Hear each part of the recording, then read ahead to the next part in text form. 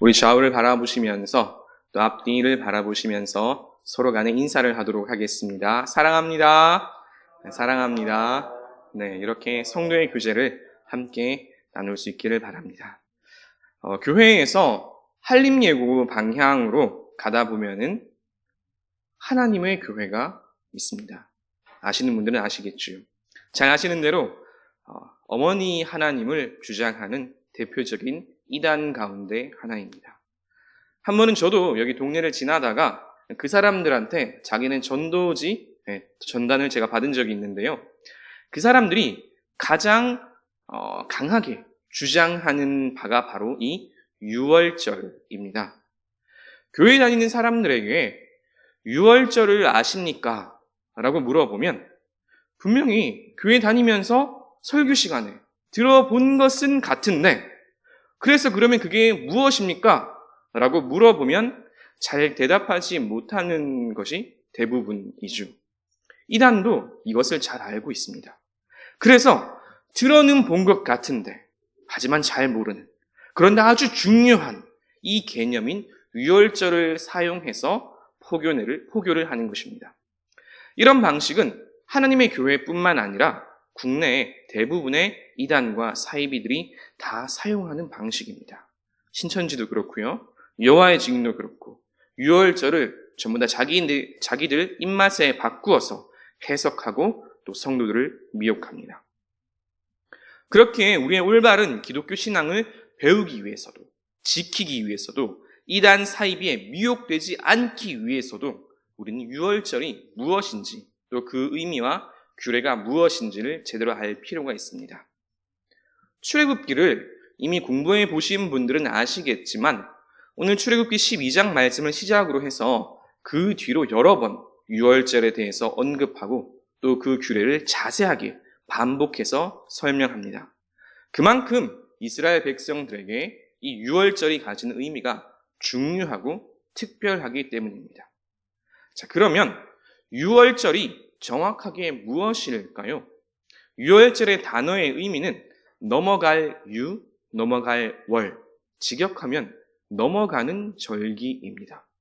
영어로는 패스오버라고 해서 지나가다라는 의미가 있죠. 그러면 무엇을 넘어가고 무엇을 지나갔다는 말일까요? 하나님의 천사가, 하나님의 죽음의 천사가 어린 양의 피를 바른 그 집을 지나갔다, 넘어갔다라고 하여서 유월절, 패스오버라고 하는 것입니다. 9번째 재앙인 흑암 재앙, 그 이후에 하나님은 온 애굽 땅에 사람과 짐승을 막론하고 첫째, 장자가 죽을 것이라고 말씀하셨습니다. 이것을 피할 수 있는 유일한 한 가지 방법이 있는데 그것은 하나님께서 말씀하신 대로 어린 양의 피를 문설주, 그 임방에 바르는 것뿐이었습니다. 만약에 애굽인이라 할지라도 그가 하나님의 말씀을 믿고 어린 양의 피를 바른 사람이었다면 죽음의 천사가 건너갔겠지요. 하지만 반대로 만약에 이스라엘 사람이라 할지라도 하나님의 말씀을 믿지 않고 어린 양의 피를 문설주에 바르지 않았다면 그의 집의 첫 장자는 죽었을 것입니다. 바로는 이 마지막 장자의 죽음, 유월절을 경험한 후에야 비로소 이스라엘 백성들을 내보내줍니다. 하나님의 백성인 이스라엘이 출애굽을 할 수 있도록 한 절기가 바로 이 유월절이며 그래서 이 유월절은 신학적으로 아주 중요한 의미들을 많이 가지고 있습니다. 이스라엘 백성이 출애굽을 해야 하는 궁극적인 목적, 그것은 하나님 앞에 드리는 온전한 예배였습니다. 그래서 유월절은 그 규례 안에 온전한 예배에 대한 규정들이 많이 포함되어 있습니다.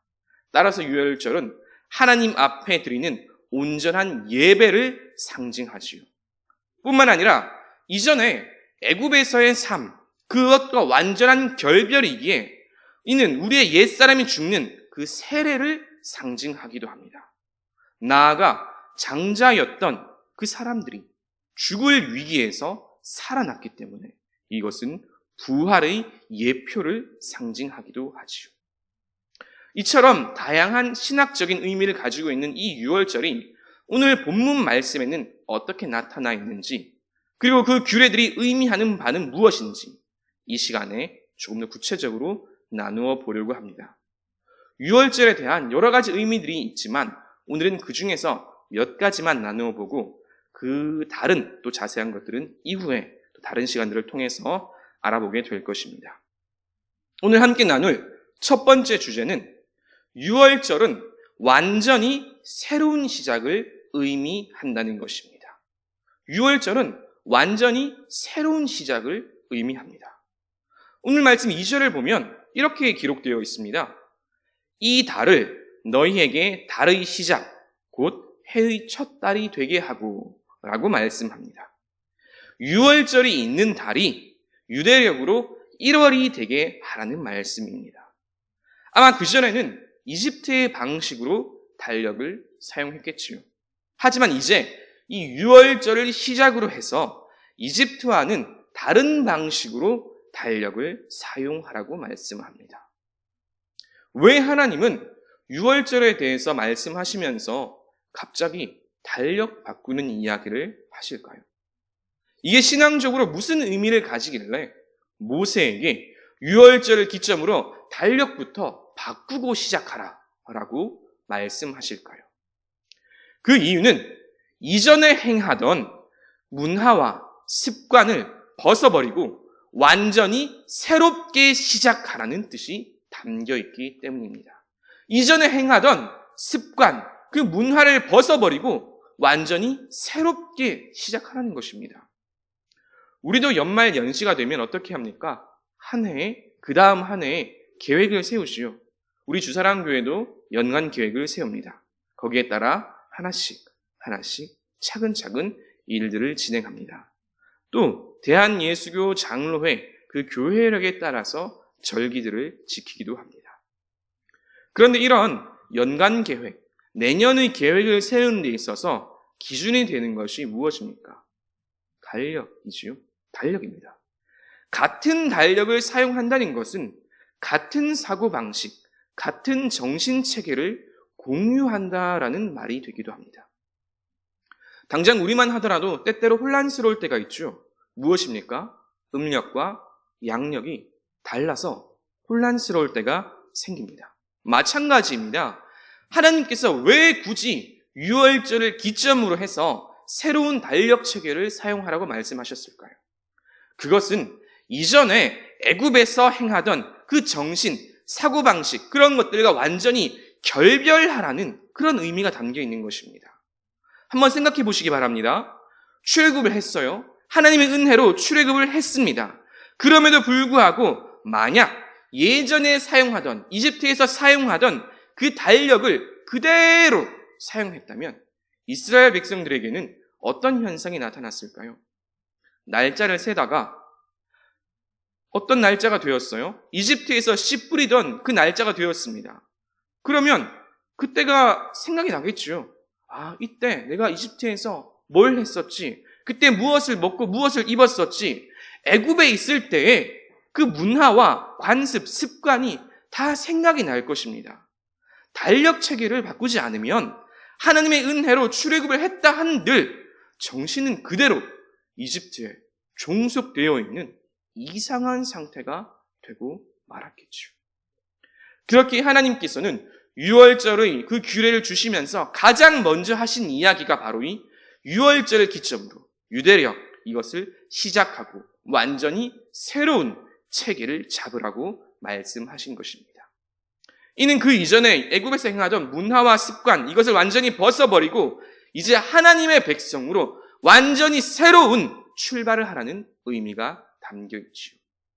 이 말씀은 오늘날 우리 그리스도인들에게도 동일합니다. 예수 그리스도인 그 보혈의 피로 새 생명을 얻었습니다. 이전에 행하던 그 세상 습관들, 세상에서 즐거워하던 그 문화들을 벗어버려야 하겠지요. 하나님의 자녀답게 새롭게 시작해야 하는 것입니다. 예수님을 구주로 영접했음에도 불구하고 이전에 행하던 습관들, 세상의 즐거움들, 사고방식들 이것을 바꾸지 않으면 그대로 간다면 언젠가는 분명히 생각이 날 것입니다. 예수님을 알지 못했던 때, 그때가 생각이 나겠지요. 생각날 뿐만 아니라 자칫 그때로 되돌아가게 될 수도 있는 것입니다.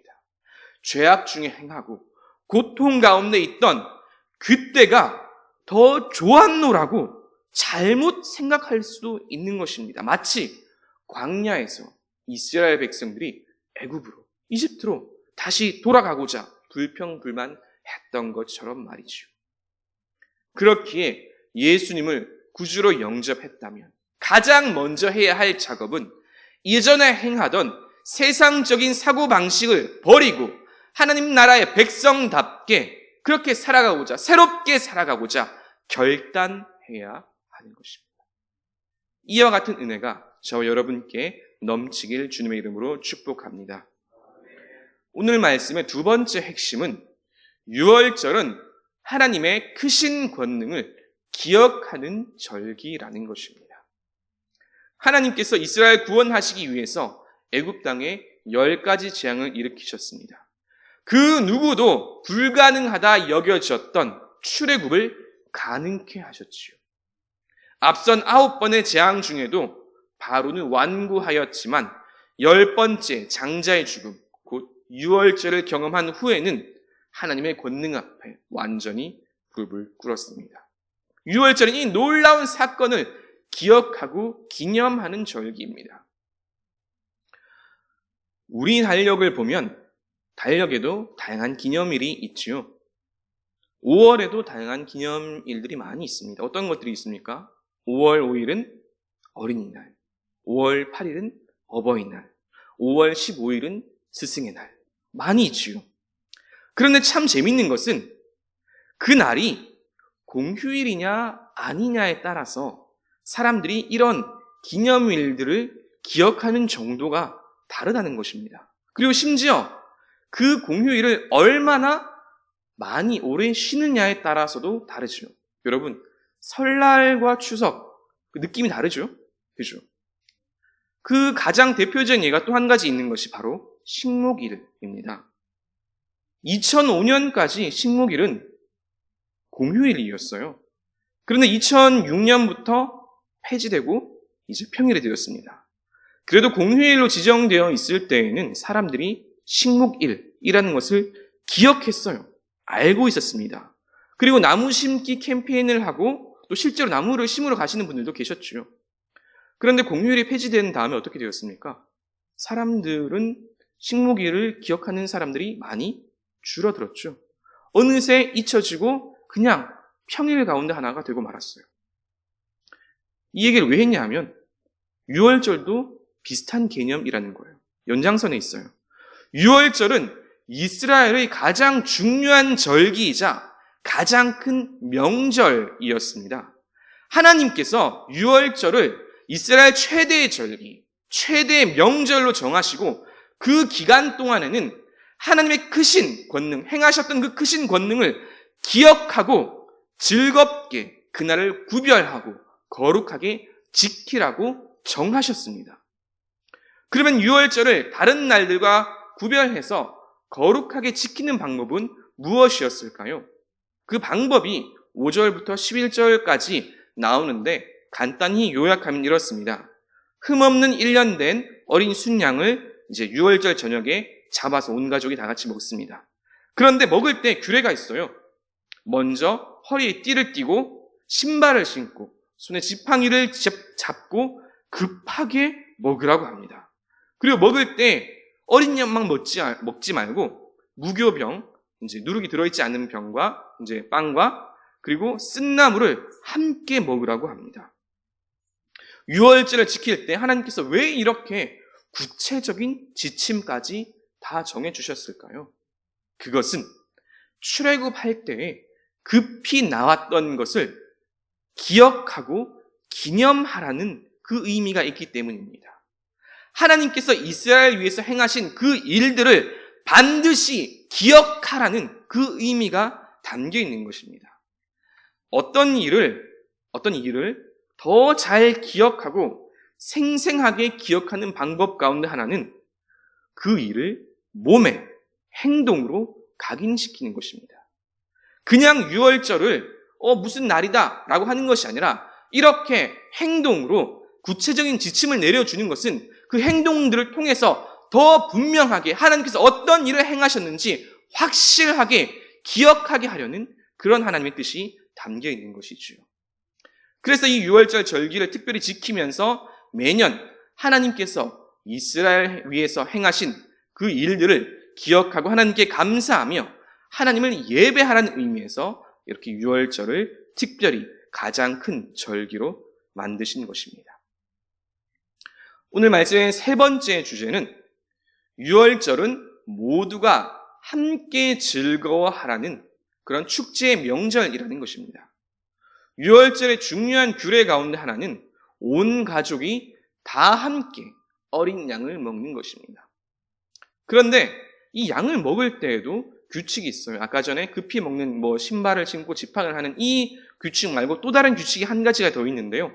그것은 각 사람이 먹을 수 있는 분량에 맞추어서 어린 양을 잡아서 다 함께 먹는 것이고, 또 한 가지는 먹고 남은 것은 그 다음 날까지 절대로 두지 말고 혹 남았으면 그 모든 것들은 다 불태워서 없애라는 겁니다.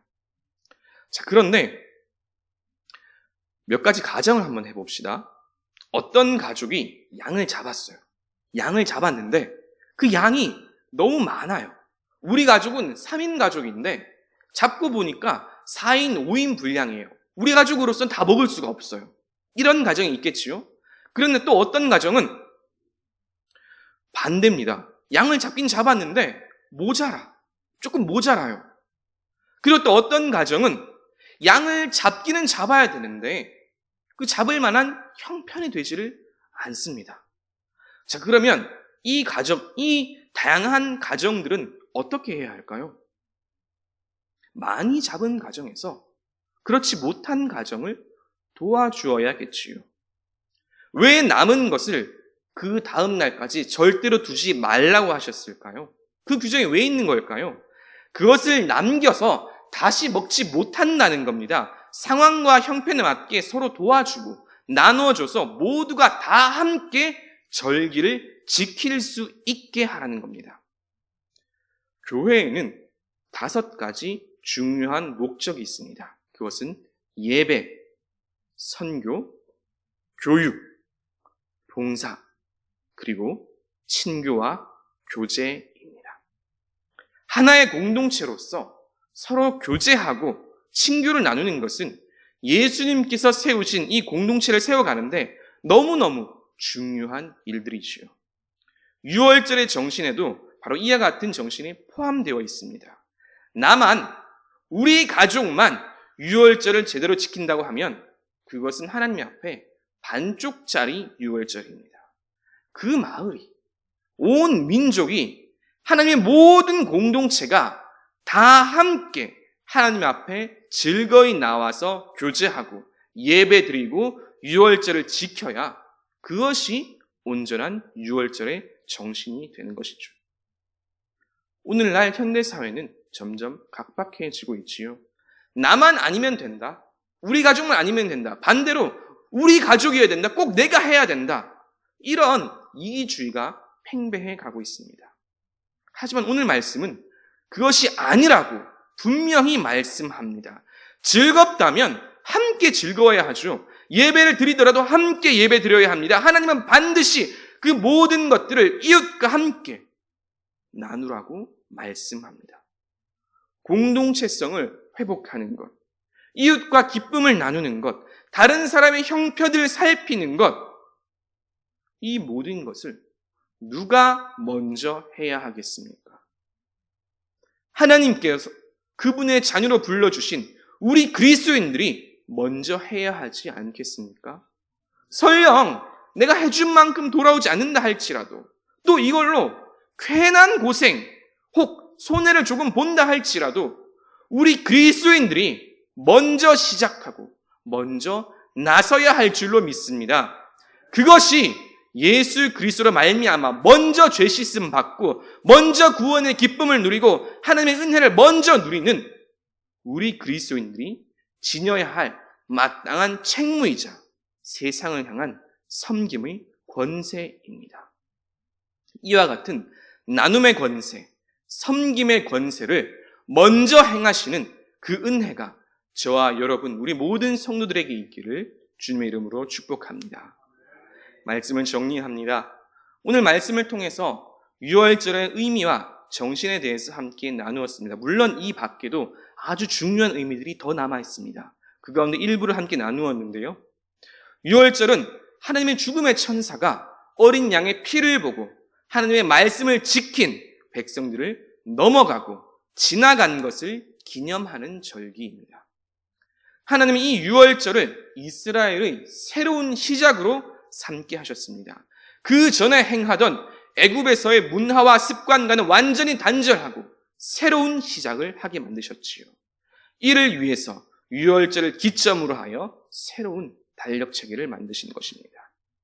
그리고 유월절은 하나님께서 이스라엘 위해서 행하신 크신 일들을 기억하고 기념하는 절기입니다. 이를 이스라엘 민족의 가장 중요한 절기로 지정하셔서 거룩하게 구별되어 지키게 하셨습니다. 또 구체적인 지침들을 통하여서 몸으로, 삶으로 기억하게 하셨지요. 마지막으로 유월절은 하나님의 백성 모두가 함께 즐거워해야 하는 절기입니다. 나만, 우리 가족만 즐거워하고 예배해서는 안 되지요.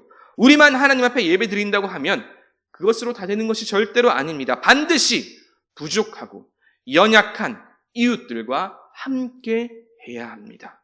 이것이 하나님께서 유월절을 통하여서 하나님께서 하나님의 백성들에게 가르치고자 하는 유월절의 정신입니다. 나누고 베풀고 섬기는 것. 누가 먼저 해야 하겠습니까? 예수 그리스도의 보혈로 죄 씻음 받은 먼저 구원의 은혜를 누리는 우리가 해야 하는 것입니다. 우리가 먼저 나누고 먼저 섬기고 먼저 베풀 때에 세상은 우리를 통해서 주님을 보게 될 줄로 믿습니다. 그들이 하나님께로 돌아오는 역사가 나타나게 될 줄로 믿습니다. 하나님께서 우리에게 행하신 크신 일들을 기념하는 이 유월절의 정신으로 하나님을 온전히 예배하며 더불어 이웃들을 섬기며 하나님의 사랑을 보여주는 저와 여러분, 우리 모든 성도들 되시기를 주님의 이름으로 축복합니다.